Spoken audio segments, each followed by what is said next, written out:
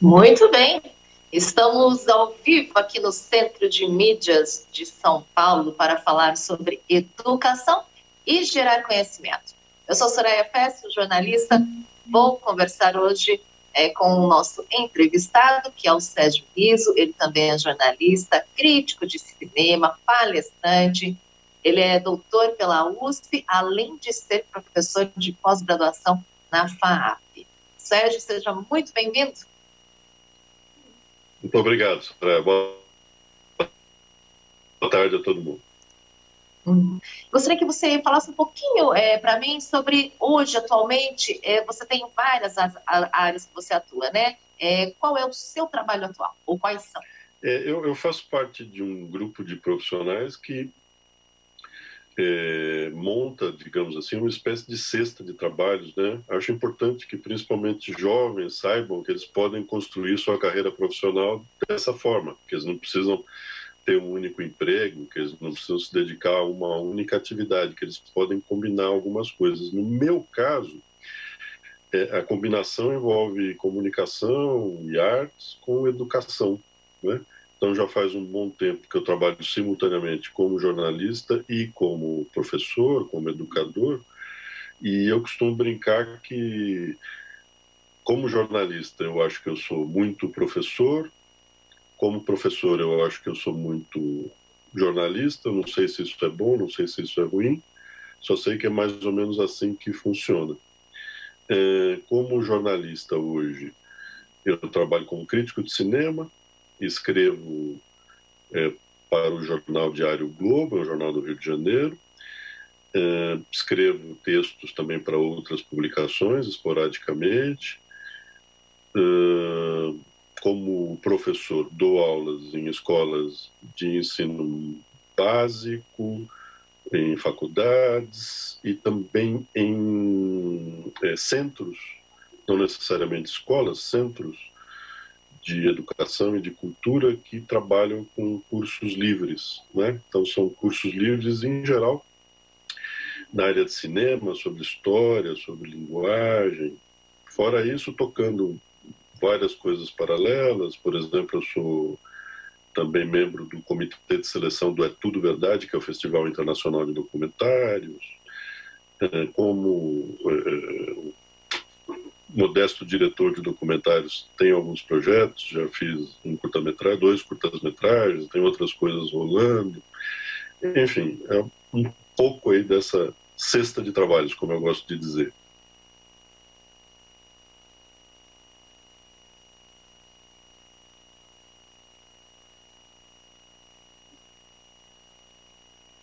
Jornalismo. Desculpe, Soraya, não te ouvi. Cortou aqui, eu não ouvi o que você perguntou. Tá, você está me ouvindo bem agora? Sim. Tá. Às vezes tem um probleminha de conexão, mas a gente retoma. Eu gostaria de saber como é que surgiu o seu interesse pelo jornalismo. Essa é uma história curiosa, que já foi parar até em dissertações de mestrado. Não só o meu caso, mas o meu caso com o de outros colegas. Eu, na adolescência, comecei a me interessar muito por jornais. Eu adorava ler jornais, né? Meu pai sempre teve esse hábito, e desde criança eu brincava ali. O primeiro jornal que eu li muito na vida foi o Estadão, o Estado de São Paulo, que era o jornal que meu pai gostava. Depois, por conta própria, fui passando para outros, e na adolescência eu gostava muito do extinto Jornal da Tarde, né? Era o meu jornal preferido, e vários dias por semana eu mesmo ia atrás dele, eu comprava o exemplar, eu lia. Então, na adolescência, muito interessado já por jornalismo, como leitor, e também por literatura e por cinema.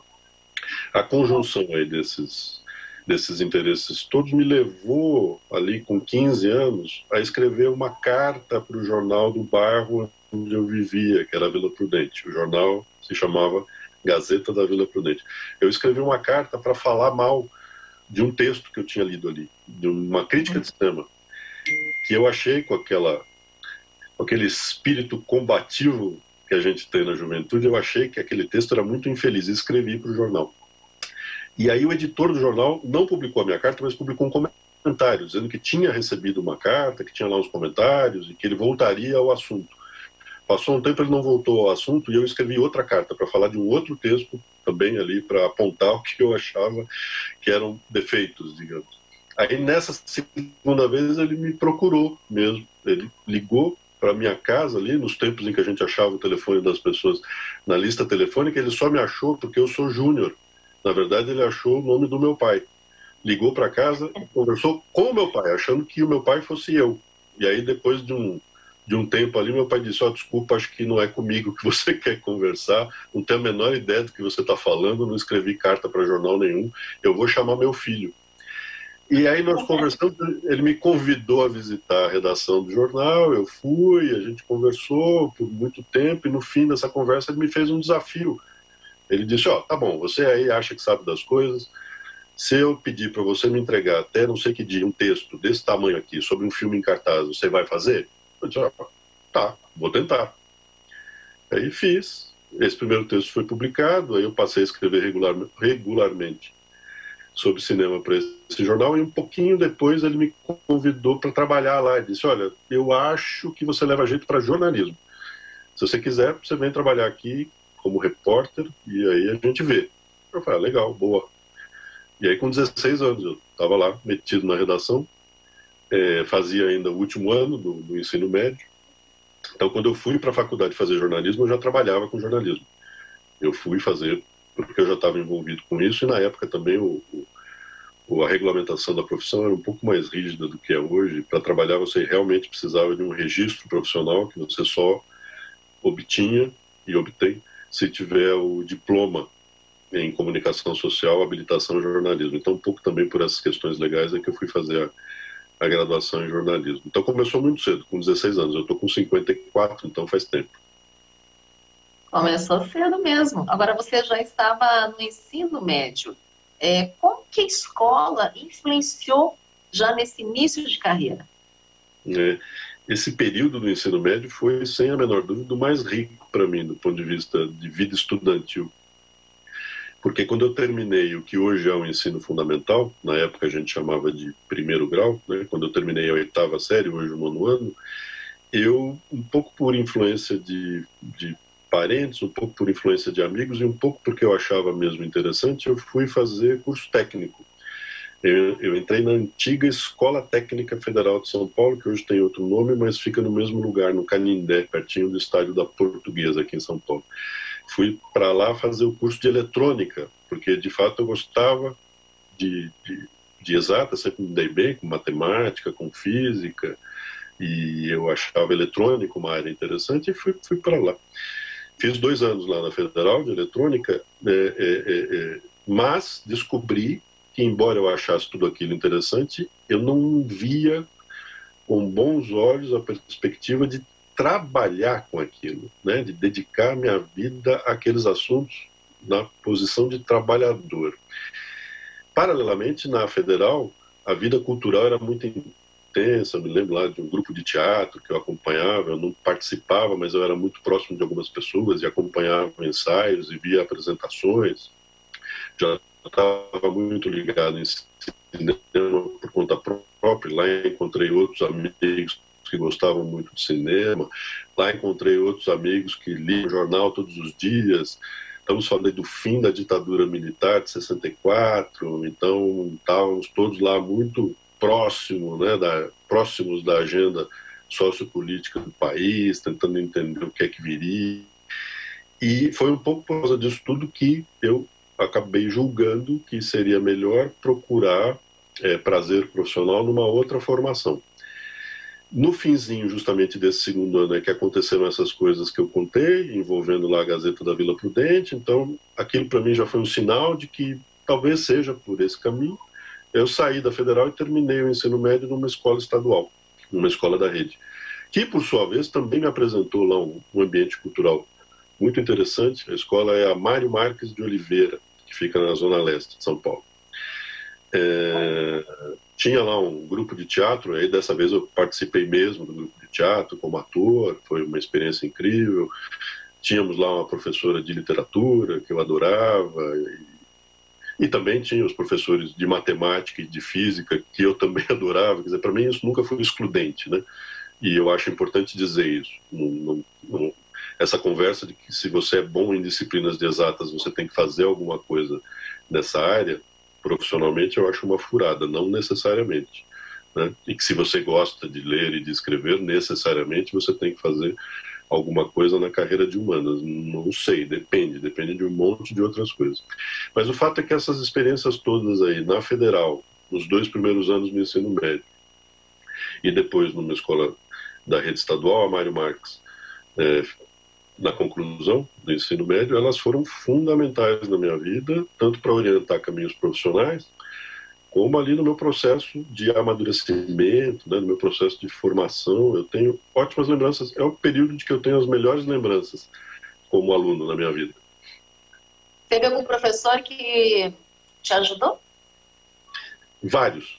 Se eu dissesse que só um professor me ajudou, eu seria injusto com os outros, né? Mas eu me lembro muito de conversas, eu conversava muito com professores, eu era um bom aluno.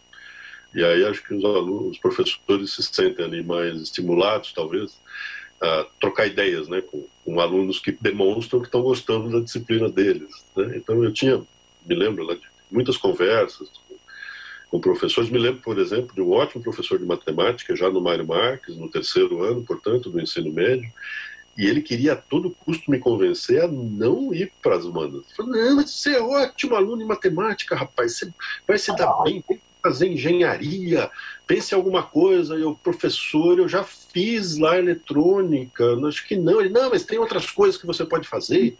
Veja, eu dou aula, você não gostaria de dar aula? Ele tinha razão, porque eu virei professor e adoro dar aula mesmo. E talvez eu adorasse dar aulas de matemática, por que não? Mas me lembro disso, de muita conversa, de muito papo. Também acho que é um momento em que nós, na juventude, estamos querendo muito ouvir os outros, estamos querendo ouvir o que os outros pensam a respeito do que a gente sonha fazer, quer fazer e tal. Então, sim, um conjunto de professores nesses anos de ensino médio foi muito importante para mim, sim. Interessante. Quando você começou a cursar a faculdade de jornalismo, o que se aprende num curso desse? Essa é uma questão delicada no Brasil, né? Eu primeiro fui aluno de um curso de jornalismo, depois eu virei professor de cursos de jornalismo. Então eu conheço esse problema, digamos assim, das duas perspectivas. O ensino de jornalismo no Brasil, e me parece que em outros lugares também, mas eu posso falar com mais segurança a respeito do nosso país, o ensino de jornalismo no Brasil, ele oscila entre duas crenças. A primeira é de que você deve trabalhar ali uma formação humanística, uma formação cultural sólida, porque ela é a base do exercício da profissão. E aí a outra corrente defende que o ensino deva ser também técnico, que você deva apresentar aos alunos as ferramentas, os procedimentos, né, de produção jornalística em diferentes mídias. Você deve apresentar e levar os alunos a assimilar ali os conceitos básicos, pelo menos para o exercício da profissão. Então, o problema é que, divididos entre essas duas missões, os cursos de jornalismo eles tendem a ser muito insatisfatórios, porque eles não dão conta nem de uma coisa nem de outra. Mas, com certeza, o que eles fazem é aproximar jovens interessados em trabalhar como jornalistas, aproximá-los do jornalismo, do mundo do jornalismo, de temas do jornalismo. E em menor ou maior grau, acabam dando conta também desses dois pilares, né, da formação humanística e da formação técnica. Mas é um grande dilema. Você me perguntou o que é que se aprende, né? Então, tenta-se aprender essas duas coisas. E como o tempo é pouco, o tempo é escasso, pense, por exemplo, numa formação humanística ali, só com algumas disciplinas de humanas ao longo dos 4 anos, dos 8 semestres de um curso. É muito pouco para você, de verdade, se aprofundar em filosofia, se aprofundar em sociologia, se aprofundar em antropologia, né? Se aprofundar em teoria da comunicação. É pouco. Então, a sensação que eu tive como aluno é a de muitos alunos que eu passei a ter depois, a de que o curso de jornalismo ele sobrevoa um monte de coisas. sobrevoa, mas não para por muito tempo em nenhuma estação.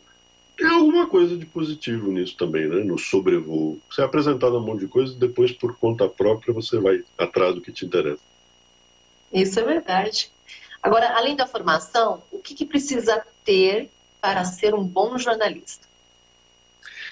E eu acho que há vários pré-requisitos, digamos, né, desejáveis. Eu acho que é altamente desejável para um aspirante ao jornalismo que ele tenha curiosidade, que ele tenha curiosidade pelo mundo.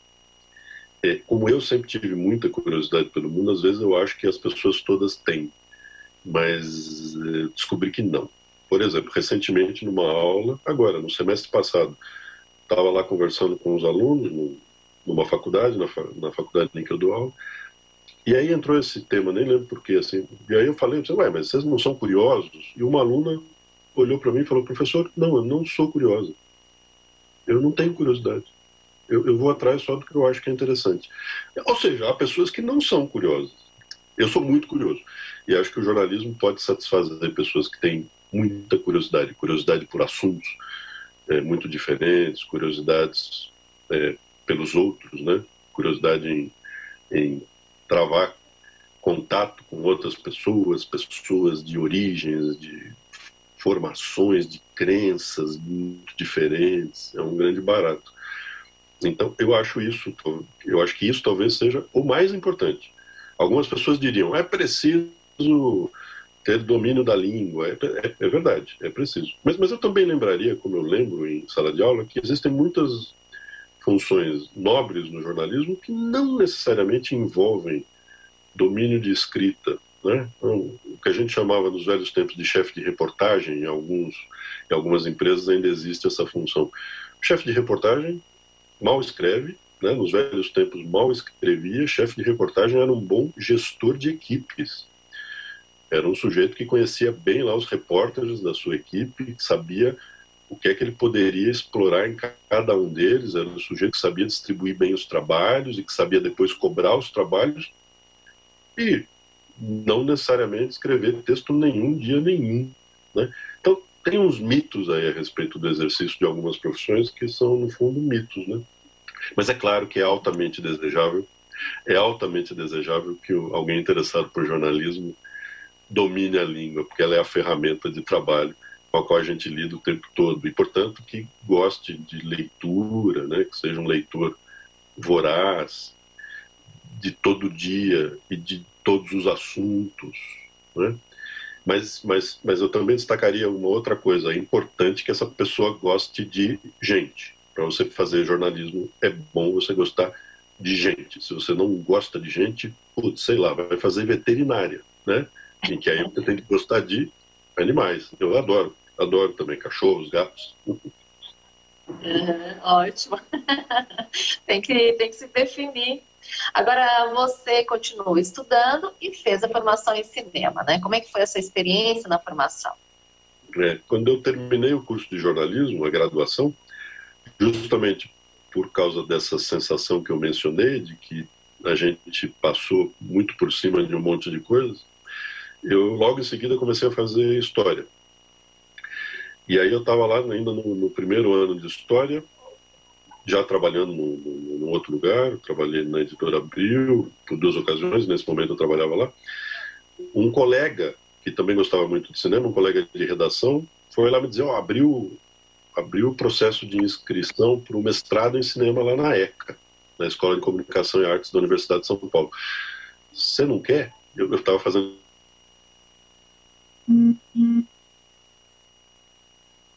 unidade da USP, na Faculdade de Filosofia, Letras e Ciências Humanas. Eu falei, tá, pode ser legal, vamos lá. E aí um pouco nós dois juntos fomos atrás do processo de inscrição e de seleção no mestrado, aí nós dois fizemos, cada um lá com o seu projeto de pesquisa, e nós dois fomos aprovados, e aí eu acabei então desistindo da graduação em História para começar a fazer o mestrado em cinema. E aí fiz lá, terminei. E anos depois voltei para a ECA também para fazer o doutorado em cinema. E o que se aprende em cinema? Mestrado e doutorado são aventuras muito solitárias, né? São aventuras muito ligadas à pesquisa. É importante, portanto, que você escolha lá um tema que seja muito do seu interesse, porque você vai se dedicar a ele por alguns anos, né? Então, o que você aprende num curso de mestrado e doutorado, em boa medida, tem a ver com aventuras solitárias, né? A aventura solitária da leitura, da pesquisa e da reflexão. Os professores são mais interlocutores do que qualquer outra coisa, né? Seu grande interlocutor é o seu orientador, e os professores das disciplinas que você escolhe assistir, porque é você quem monta a sua grade no mestrado e doutorado, são também lá as pessoas com quem você vai acabar conversando. Então, o que você aprende num curso de pós-graduação estrito sensu, que são os de mestrado e doutorado, eu diria que tem muito a ver com as opções que você faz, né? Porque a rigor as disciplinas você escolhe, portanto a grade você monta, o tema da pesquisa foi você quem escolheu, o orientador foi alguém que você buscou, né? Então é um espaço de muito mais autonomia do que o espaço do ensino básico e do que o espaço da graduação, em que já é apresentado para você um pacote que você pega ali sem ter muita opção, né? É isso aqui e acabou. Na pós-graduação é uma outra coisa. Então, aprendi um monte de coisas, mas por esses caminhos do autodidatismo, por esse caminho da interlocução com o orientador e com professores, e das descobertas que cada uma das disciplinas foi te apresentando ali. Assim como o jornalismo, dentro do cinema também deve ter a curiosidade e a pesquisa, principalmente. Sem a menor dúvida, Soraya. O importante a dizer, aliás, a respeito disso, né, é que cinema são muitas coisas, né? São muitos cinemas, né? Você tem de um lado um cinema mais voltado ao entretenimento, de outro um cinema mais voltado à reflexão. Você tem de um lado um cinema mais industrial, feito com mais recursos, e de outro um cinema mais artesanal, mais de guerrilha, como se diz muito hoje, feito com poucos recursos.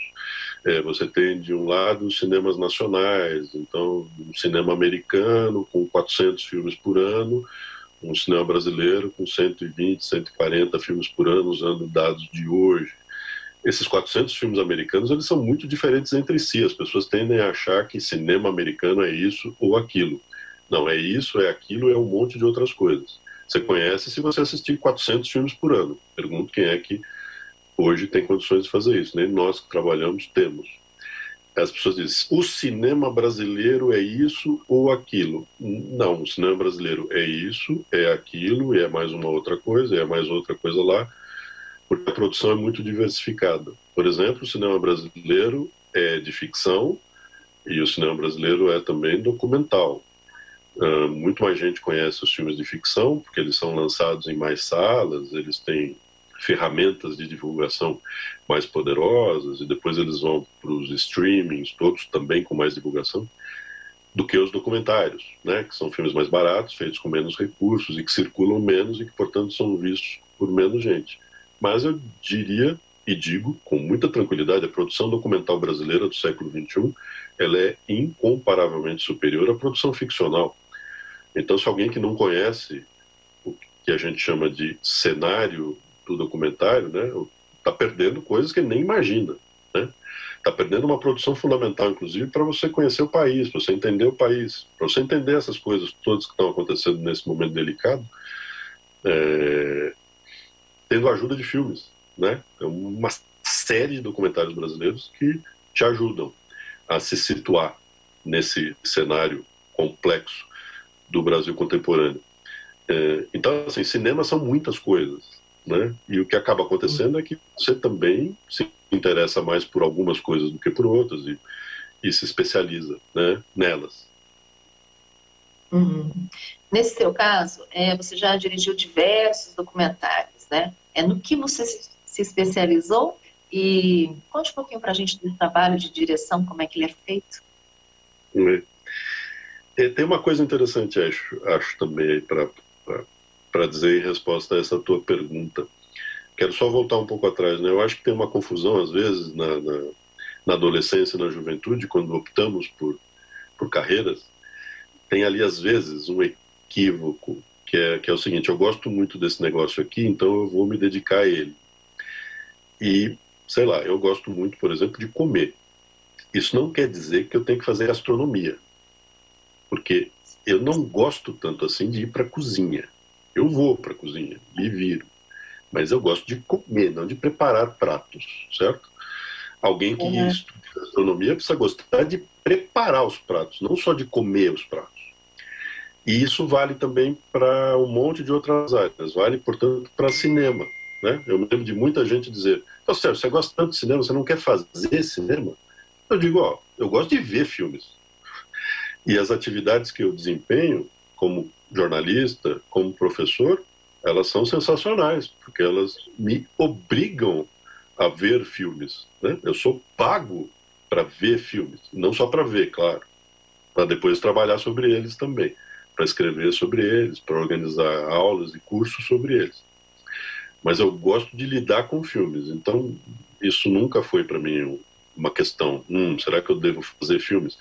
E a partir de um momento ficou claro que um determinado tipo de filme eu não gostaria de fazer mesmo. Né? Então são filmes mais complexos, filmes mais caros, filmes que tomam 2, 3, 4, 5 anos da vida das pessoas. Para mim não faz o menor sentido. Eu não tenho prazer, não teria prazer em ficar fazendo uma única coisa por 5 anos. Eu gosto de ficar fazendo um monte de coisas na mesma semana, certo? Então, para mim, estava muito claro. Até que, mais recentemente, por conta da chamada revolução digital, da facilitação do acesso a equipamentos, da possibilidade de você rodar coisas com qualidade muito razoável usando a câmera do telefone celular, é que eu comecei a ver com outros olhos a possibilidade de fazer documentários, filmes pequenos, de custos ínfimos, com poucas pessoas, né, com uma equipe muito pequena, sobre o que um documentarista chama de átomos da vida, né? Então, as pequenas coisas que nos cercam. E aí, para dar um exemplo, eu fiz um documentário, dirigi um documentário que se chama Passo, e que trata ali dos últimos dias de uma sapataria que ficava perto de um apartamento onde eu morei por muito tempo, de uma região ali da Consolação, em São Paulo, onde eu vivi mais de 20 anos. E aí eu conheci o sapateiro, e eu achava o máximo aquele trabalho, e começou a me doer na alma quando ele anunciou que precisaria fechar a loja porque o imóvel tinha sido adquirido por uma construtora que destruiu todo o quarteirão para levantar um prédio que por enquanto ainda não saiu do chão. E aí eu quis aproveitar aquele momento único para rodar lá um documentário dentro da sapataria, com ele, com os clientes e tal. E aí o resultado é esse curta, que dura 8 minutos, é simples, e é o tipo de coisa que me interessa. Absolutamente não me interessam coisas grandiosas, absolutamente não me interessa o cinema de ficção, o que me interessa é esse tipo de átomo do cotidiano. Sim, sim. Contar uma boa história na hora de apresentar um trabalho faz parte da vida de todo estudante, né? Se de apresentar qualquer tema que essa disciplina exija dele. Assim como a profissão de jornalista, de cineasta, por onde devemos começar? Seria pelo planejamento? Sem a menor dúvida, Soraya. Em cinema, a gente considera que existem 3 grandes etapas, né? A etapa de pré-produção, a etapa de produção e a etapa de pós-produção. Né? Então, pré-produção é tudo que antes de efetivamente ir para a rua com câmera e começar a captar o material. É, portanto, tudo que acontece na fase de planejamento, que em cinema envolve um monte de coisas, mas uma é fundamental, que é o roteiro. A partir do roteiro é que todas as outras coisas podem ser planejadas. É que você pode escolher elenco, se for um filme de ficção, ou escolher as locações, os lugares em que você vai filmar, se é em estúdio, o que é que você vai precisar construir de cenário, se forem espaços na rua, digamos, né, que já existem, que espaços são esses, como é que eles vão ser usados.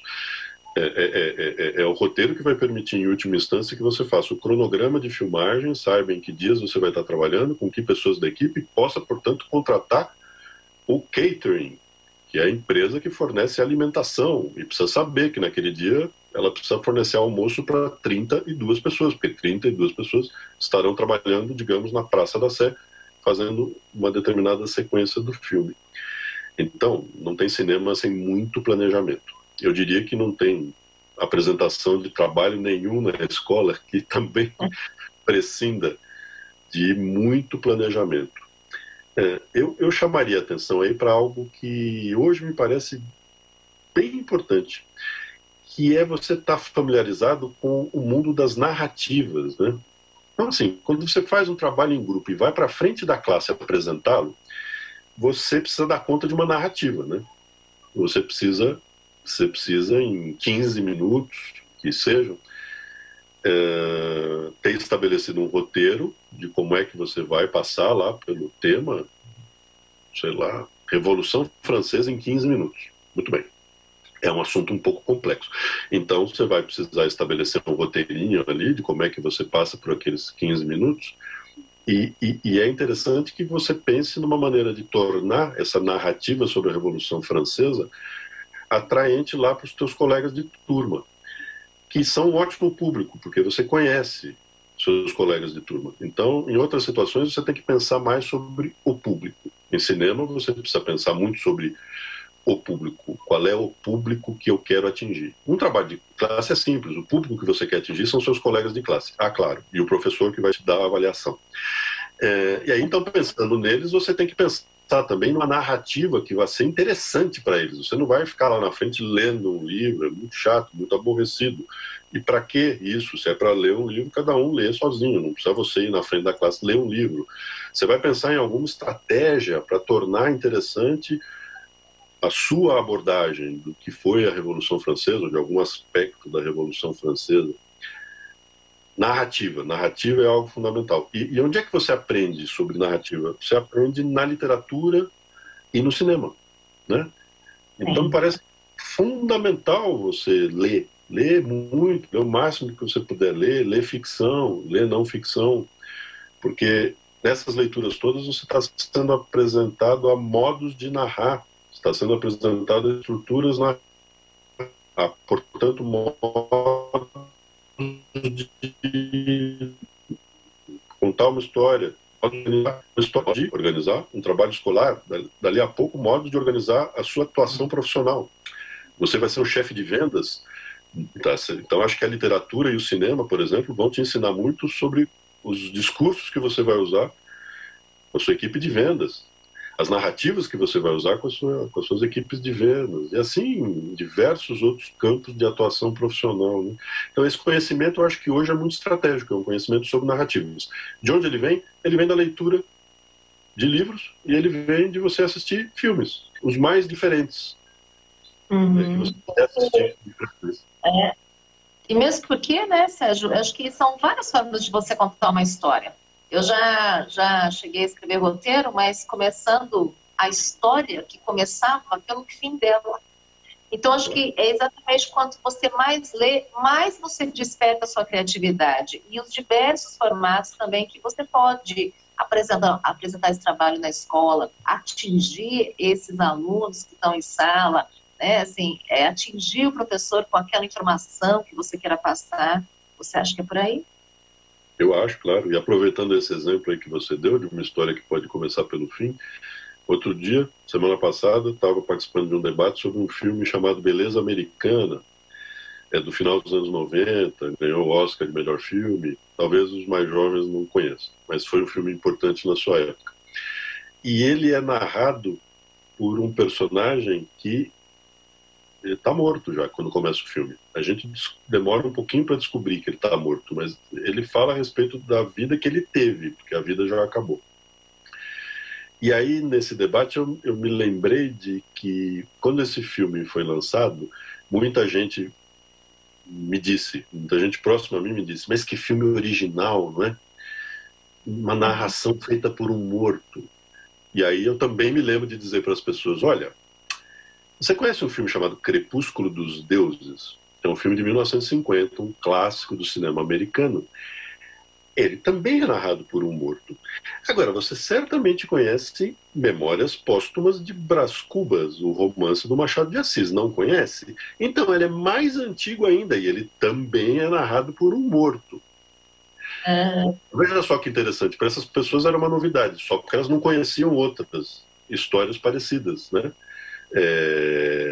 E é justamente esse espírito de quero conhecer, quero ler, quero ver, quero ouvir, né? Vamos falar de música também? Opa, quero ouvir músicas, quero conhecer diferentes registros de composição musical.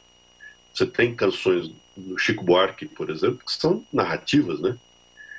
Se você pensar em Construção, que é certamente uma das grandes canções já escritas nesse país, já compostas nesse país, Construção é uma canção narrativa. Domingo no Parque é uma canção narrativa, né? Então, esse assunto aí que eu estou destacando na literatura e no cinema, ele na verdade percorre todas as artes. E, portanto, a defesa que eu estou fazendo aqui é pelas artes, né? É uma defesa das artes, da importância que as artes têm na nossa vida.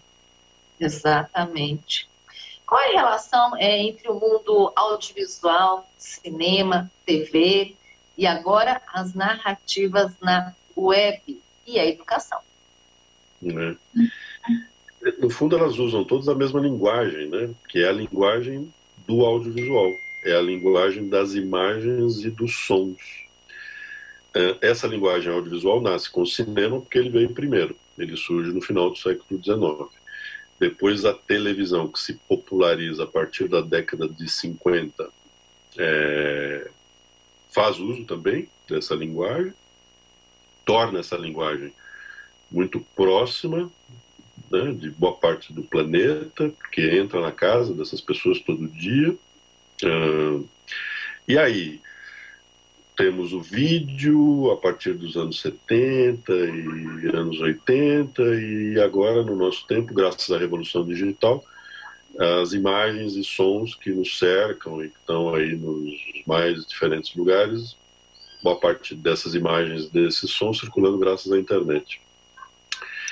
A linguagem é a mesma, é a linguagem do audiovisual, né? E ela envolve uma coisa muito simples, que é você produzir sentido usando imagem e som. Produzir sentido, né? Então, criar narrativas que produzam algum sentido.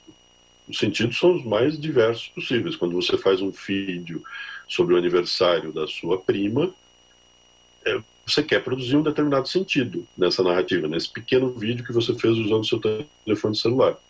Talvez você queira dizer que foi sensacional a festa de aniversário da sua prima.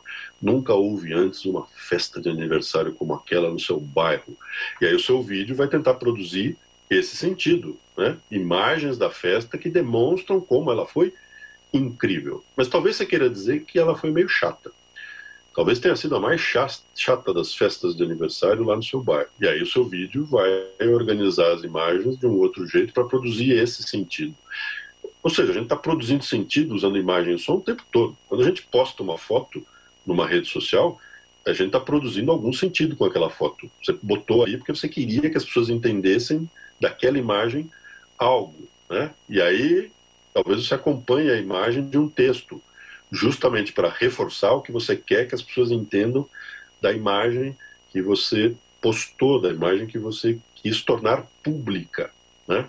Essa é uma questão fundamental, o tornar público. Quando a gente produz audiovisual em qualquer mídia, evidentemente que você quer tornar público aquilo. Existe uma dimensão nessa atividade que é de alcançar alguém, de alcançar um determinado número de pessoas. Podem ser poucas pessoas, podem ser 10, 50 pessoas, 100, podem milhares de pessoas, mas você tem sempre essa perspectiva e, portanto, você precisa sempre pensar em quem são essas pessoas, como é que você se dirige a elas e, portanto, usando a linguagem das imagens e dos sons, o que é que você considera mais adequado para aquela situação, o que é que você considera que vai produzir um efeito melhor naquela situação. Exato, porque os alunos também experimentam, fazem experimentos com vídeos dentro da escola, né? Apresentam trabalhos, os professores também estimulam. Que dicas você daria? O meu doutorado na ECA foi sobre educação audiovisual. Ele envolveu uma proposta de formação para professores de ensino fundamental e de ensino médio que estejam eventualmente interessados, né, em se qualificar mais e melhor para esse tipo de atividade, para lidar com o audiovisual em diferentes dimensões. Então, se alguém tiver especialmente interessado por esse assunto, vai lá no banco de teses da USP e localiza o meu trabalho pelo título Educação Audiovisual, pelo meu nome, e baixa o PDF e tá tudo bem, vai lá dar uma olhada. Nesse meu trabalho, entre outras coisas, o que eu faço é lembrar que o audiovisual pode estar presente no ensino básico de diferentes maneiras. Uma delas é a produção. E a produção de audiovisual não precisa estar ali num grupo, na escola, que produz curtas-metragens. Não, pode estar dentro de uma disciplina, né, cujo professor concorde em receber um trabalho não escrito, não necessariamente escrito, ele concorde em receber um trabalho na forma de um vídeo. E isso vai desafiar, né, os alunos a lidar com imagens e sons, com a linguagem do audiovisual, e tentar dar conta disso. Do ponto de vista tecnológico, hoje está muito simplificado. Os mais jovens, as crianças e os adolescentes de hoje lidam com essa tecnologia de um jeito muito mais tranquilo do que os mais velhos, porque elas já nasceram dentro desse universo mediado por esse tipo de tecnologia. Então, peça para qualquer criança e adolescente fazer um videozinho lá usando o celular, que ele vai fazer muito mais rápido, eu acho, do que o seu próprio professor faria. Se o professor não for familiarizado com isso, né? Se ele não se esforçou em se tornar familiarizado com isso. Eu tenho histórias ótimas de coisas que me contaram, de coisas que aconteceram comigo, envolvendo isso, uma produção rápida, muito esperta, muito inteligente de audiovisual por crianças e adolescentes. Às vezes eu tenho a impressão de que você precisa dar corda, né? Você precisa criar condições para que as crianças e os adolescentes se sintam à vontade para produzir usando essa linguagem. Se você fizer isso, eu acho que meio caminho já está andado. Isso é verdade. Você também atua como palestrante, voltado aí para o tema cinema, né? Como é que é esse trabalho que você desenvolve? Não é muito diferente do trabalho de um professor, no sentido de que um palestrante embala determinados assuntos ali dentro de uma determinada necessidade, é uma necessidade que envolve tempo, mas é uma necessidade que envolve um determinado recorte de público, pessoas que trabalham com essa atividade ou com a outra atividade. Você tem sempre uma missão e você precisa dar conta dela, mais ou menos como professores, como nós todos professores, damos conta aí dos nossos desafios diariamente, né? No meu caso, o que eu tenho feito nos últimos anos são palestras, conferências e participação em debates que envolvem a história do cinema, que envolvem a linguagem do cinema, que envolvem mais especificamente a produção brasileira de cinema e mais especificamente ainda a produção documental brasileira, né? Isso já me levou a um monte de lugares no Brasil, já me levou a lugares fora do Brasil. Mas para dar conta de uma atividade que para mim é muito parecida, não só com a de um professor, como também com a de um jornalista, né?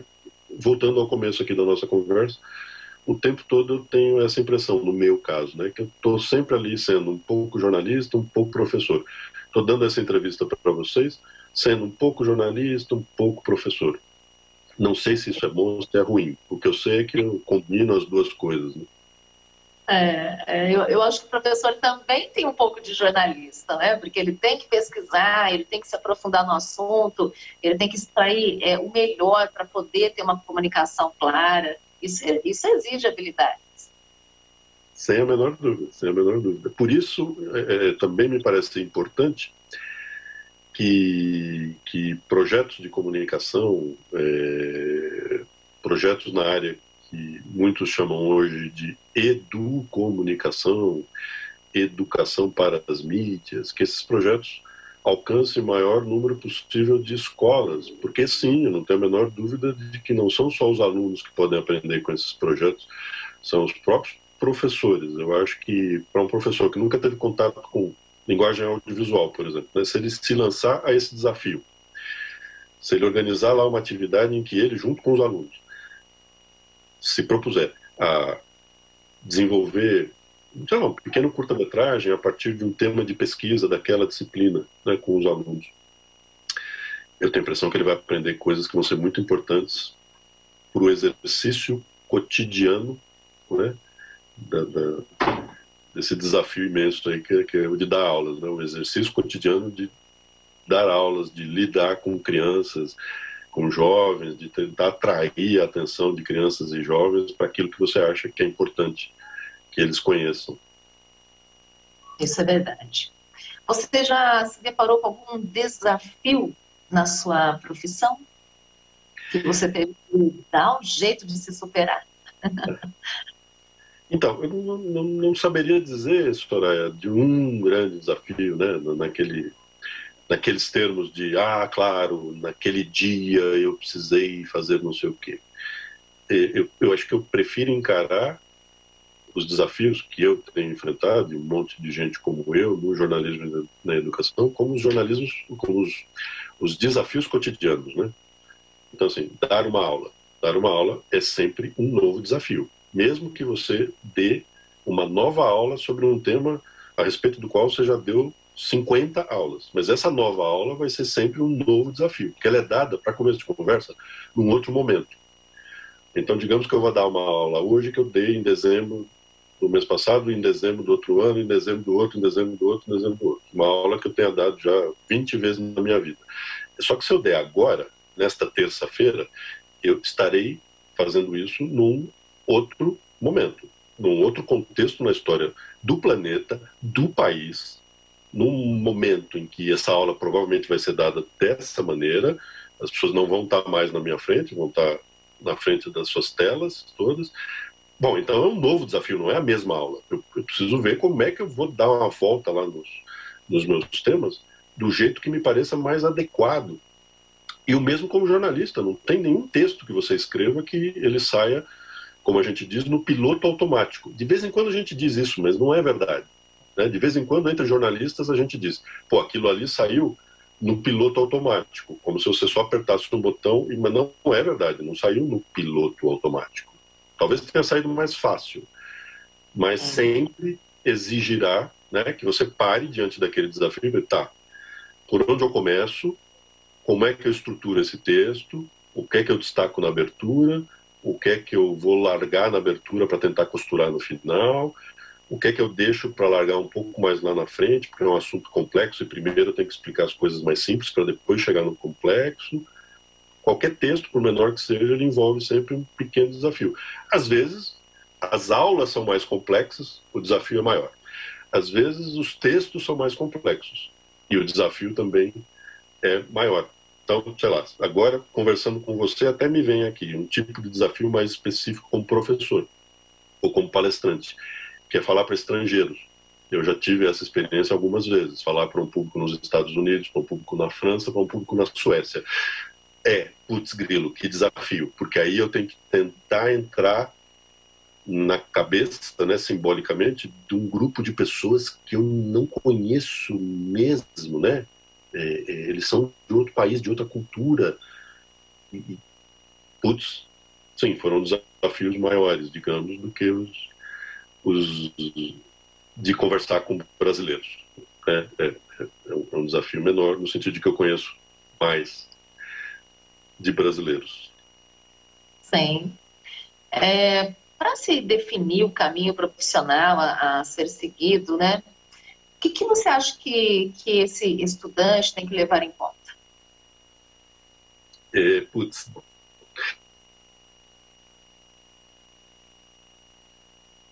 Professor de adolescentes, eu estou lá lidando com eles nesse momento de escolha profissional. E aí, vira e mexe, eu sempre pergunto, e aí, gente, como é que estão as coisas aí? Escolheram? Já sabem o que vão fazer? E depois, na faculdade, eu pego jovens que acabaram de fazer a escolha. Eu também checo porque foi que eles fizeram aquelas escolhas, né? E aí, como é que você veio parar aqui? Quem que te trouxe aqui? Tal. E aí eu tenho percebido, né, ao longo da minha vida, que esse é um momento muito difícil para o jovem, porque ele está exposto ali a muito zum, né? Muita gente dizendo coisas no ouvido dele. As famílias dizem coisas e, putz, elas estão interessadas, evidentemente, no melhor lá para os seus filhos. Mas, às vezes, pais interessados no melhor para os seus filhos fazem coisas que não são legais para os seus filhos. A intenção é a melhor possível, mas o que eles acabam fazendo, às vezes, não é o melhor possível, né? Quando eles vêm com ideias do tipo, essa profissão não tem futuro. Só se eles tiverem uma bola de cristal para me dizer que profissão vai ter futuro daqui a 10, daqui a 20 anos. Eu não sei dizer. Qualquer pessoa que diga está chutando, né? E às vezes eles dizem isso com uma certeza incrível, né? Sem ter a menor ideia do que eles estão falando. Eu sei lá onde é que eles ouviram que aquilo tem ou não tem futuro, o que eles leram. Então, famílias falam muito, professores falam muito, falam, você é bom em texto, faça jornalismo. Não necessariamente. Os amigos falam muito, os amigos são uma influência importante, né? Os amigos que dizem que gostam disso e vão fazer aquele curso, aí você também fica pensando, peraí, talvez eu também deva fazer esse curso como o meu amigo. Então, é um momento difícil, quero dizer, né? E aí, a minha recomendação é vá atrás do maior volume possível de informações para orientar concretamente a sua escolha. Por exemplo, você desconfia que jornalismo possa ser do seu interesse. Vá atrás de informações sobre jornalismo. O maior volume possível. Se você puder ir atrás de jornalistas para conversar com eles, ótimo. Se você puder encher a paciência da sua escola para levar algum jornalista lá para conversar com você, com a sua turma, tá bom. Se você puder, quem sabe, visitar um ambiente jornalístico, uma redação de jornal, de site de internet, de rádio, de televisão, se você tiver essa possibilidade ao seu alcance, faça isso. Se você não tiver como entrar em contato com profissionais ou com a realidade da profissão, entrar em contato presencial, como a gente diz no mundo hoje, tente entrar em contato virtual, né? Navegue pela internet, procure ouvir profissionais falando sobre o que eles fazem, procure ouvir debates, conferências, procure assistir a filmes, a documentários e a filmes de ficção que tratem daquele assunto, se for jornalismo, de jornalismo, enfim, se municie do maior volume possível de informações para você tentar entender o que é aquela profissão na concretude do dia a dia, não na ideia, né, que as pessoas fazem do que é, para que você entenda quais são as dificuldades e para que você entenda também quais são os prazeres, porque às vezes uma profissão te oferece gratificações que não são aquelas que você está buscando. Eu acabei de dizer que, para mim, o jornalismo fornece as melhores gratificações possíveis, porque eu sou um cara curioso. E o jornalismo permite que eu seja remunerado para saciar a minha curiosidade. Parece fácil, mas não é, porque dá trabalho também, né?